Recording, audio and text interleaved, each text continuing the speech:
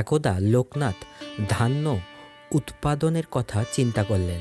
কৃষিভূমির মালিকরা ছিলেন তার আশ্রিত। অবিলম্বে তাই জমির চাষ ও ধান বপনের কাজ যথাসময়ে সাঙ্গ হলো।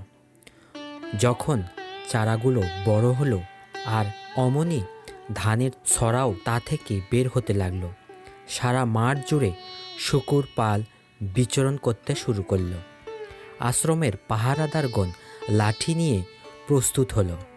শূকরদের ধান খেতে আসার শব্দের টের পেয়ে তারা লাঠি নিয়ে মারতে যেয়ে দেখল যে তাদের আসার পূর্বেই তারা পালিয়ে গিয়েছে। প্রতিদিনই এরূপ ঘটতে লাগল। শূকরগণ সংবাদবাহকের নিকট থেকে পূর্বেই সংবাদ পেয়ে পালিয়ে যেত। এর কারণ বুঝতে না পেরে আশ্রমের বাসিন্দারা বিষয়টি নিয়ে তাদের মাঝে আলোচনা করতে লাগল। একদা বাবার এক পার্শ্ব ভক্ত এই রহস্যভেদ করতে সক্ষম হলো।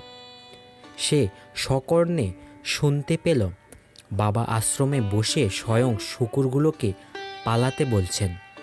যখন পাহারাদারগণ শূকরদের তাড়াতে যাত্রা করে, বাবা শূকরদের উদ্দেশ্য করে বলতে থাকেন, তোরা পালা, তোদের মারার জন্যে তারা আসছে।